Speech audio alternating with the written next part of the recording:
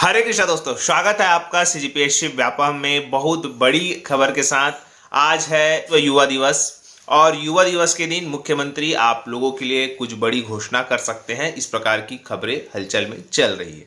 फिलहाल आज हम बहुत ही इंपॉर्टेंट टॉपिक पर बातचीत करने वाले हैं। कुछ विशेष टॉपिक जहां पे फर्जीवाड़ा इतना ज्यादा मात्रा में हुआ है कि हर जगह अगर आप देखेंगे न्यूज़ में या पेपर की कटिंग में, तो वहां आपको इसी प्रकार की चीजें देखने को मिलते रहेगी।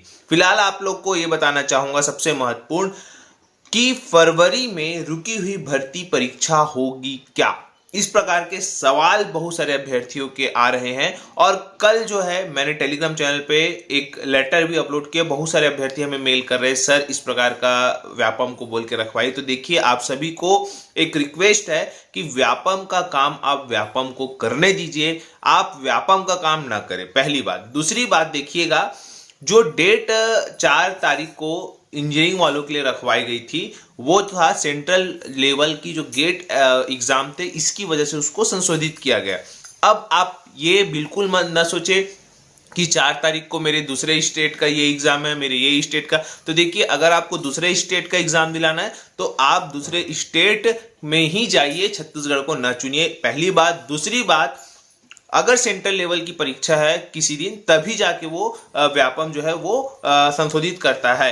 अन्यथा किसी अन्य राज्य की परीक्षा होगी तो वहां पे आपका जो एग्जाम है वो संशोधित नहीं होगा। एक चीज याद रखिएगा। दूसरी चीज, आप व्यापम को ये ना बताए कि वो किस दिन एग्जाम लेगा। एग्जाम कंडक्ट बॉडी व्यापम है, न कि आप डिसाइड नहीं कर सकते कि व्यापम कौन से दिन एग्जाम लेगा। व्यापम डिसाइड करेगा कि एग्जाम कौन से दिन लेना है और कौन से दिन नहीं लेना है। ठीक है, तो आप लोग ये एप्लीकेशन ना लिखे कि सर इस दिन एग्जाम ले लीजिए, इस दिन एग्जाम ले लीजिए। वो जो है व्यापम, ऑलरेडी आप लोगों का काम मैंने बोला है कि धैर्य रखिए, आपका सारा चीज एक एक दिन करके देखिएगा। कैसे कल परसों लगातार आपको हर एक दिन एक एग्जाम का टाइम टेबल आ रहा है। तो इस पर आप लोग क्या बोलते हैं, ज्यादा तेजी ना दिखाएं, बिल्कुल आप थोड़ा धैर्य रखें। आप लोग का एक एक जो टाइम टेबल है वो बिल्कुल निश्चित तौर पर आएगा। रही बात कल का ये जो लेटर है, देखिए इस प्रकार के लेटर को आप व्यापम को न लिखें, क्योंकि देखिए व्यापम एग्जाम कंडक्ट बॉडी है, व्यापम ही काम करेगा, आप नहीं कर सकते। तो बिल्कुल देखिए, इस प्रकार का जो लेटर है, आपका जो एग्जाम है, इसके क्रम में आगे पीछे हो सकता है, या तो ये भी हो सकता है, आप लोग को बताना चाहूंगा। फिलहाल देखिए, आप लोग को साफ तौर पर यह कहना चाहूंगा कि जो रुकी हुई भर्ती परीक्षा है उसकी जो एग्जाम है वो फरवरी में देखने को आपको मिल सकते हैं। जो आशंका जताई जा रही है, जो संभावना जताई जा रही है, जैसा कि आपके स्क्रीन पर शो भी हो रहा होगा, देखिए यहाँ पे बताया भी गया है कि रुकी हुई भर्ती परीक्षा जो है अब फरवरी में आयोजित होगी। इस प्रकार से पहले बताया गया था कि जनवरी में आयोजित होगी, लेकिन बहुत सारी जो बोल सकते हैं टेक्निकल चीज़ों की वजह से उसको फरवरी में शिफ्ट किया गया है। और आपको एक चीज बहुत ही महत्वपूर्ण बता दूं, 25 मार्च एक डेडलाइन रखा गया है जहां पे आप लोगों की जो नया भर्ती हो या पुरानी भर्ती हो, सारे एग्जाम आपके हो जाएंगे। इस प्रकार की जो अंदरूनी खबर है वो पता चली कि 25 मार्च तक। रही बात देखिए, हॉस्टल वार्डन हो या आपके जो बिजली विभाग का डाटा एंट्री ऑपरेटर और परिचालक संयंत्र और जो उच्च शिक्षा विभाग के प्रयोगशाला परिचालक हो, ये भी आपको देखिएगा यहीं पे आपको देखने को मिलेंगे। मतलब आप लोग ज्यादा ये ना सोचे कि ये एग्जाम लंबा खींचा चला जाएगा।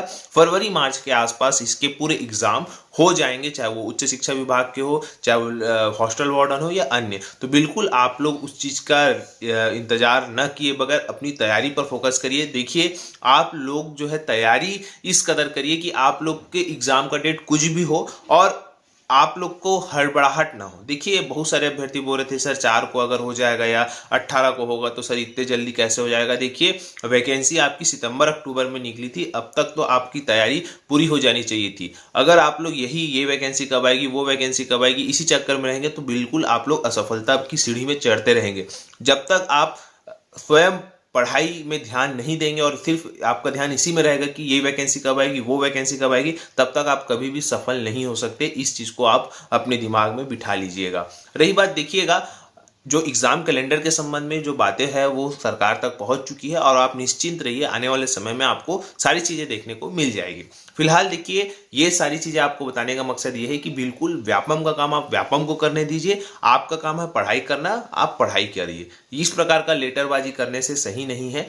देखिए, अगली खबर की बात करें तो सबसे महत्वपूर्ण बीएड की जो डिग्री है वो एक प्रकार की फर्जी डिग्री जो है वो सामने आई है, जो है डॉक्यूमेंट वेरिफिकेशन के समय, जैसा कि आपके स्क्रीन पे शो हो रहा होगा, ये है 1.5 लाख में खरीदी बीएड की फर्जी डिग्री, दोनों आरोपी गिरफ्तार। दस्तावेज का सत्यापन कराए जाने के दौरान मामले का खुलासा हुआ। जो मामला है कांकेर का है। देखिए, कांकेर में पुलिस के ने बीएड की फर्जी डिग्री से प्रधान अध्यापक संविदा पद में चयन सूची में शामिल हुए आरोपी एवं फर्जी डिग्री उपलब्ध कराने वाले दोनों आरोपी को जो है वो गिरफ्तार कर लिया गया है। देखिए, यहाँ पे पूरा चीज बताया गया है। और देखिए, इस प्रकार का मैंने आपको फिर से कहा है कि इस प्रकार की चीजें ना करें, क्योंकि ये आपके भविष्य के साथ कहीं ना कहीं दिक्कत का सामना करना पड़ सकता है आपको। इसके अलावा देखिए, जो कृषि विभाग में दिव्यांग सर्टिफिकेट में जो फर्जी जो दिव्यांग बने हैं उसके लिए भी राज्य सरकार ने एक आदेश जारी कर दिया है और उसमें कहा गया है कि भैया आप लोग इन लोग की जांच करो और अगर जांच में इन लोग अगर कोई पाए जाते हैं, गलत पाए जाते हैं, तो तुरंत इसको बर्खास्त करें, इस प्रकार की।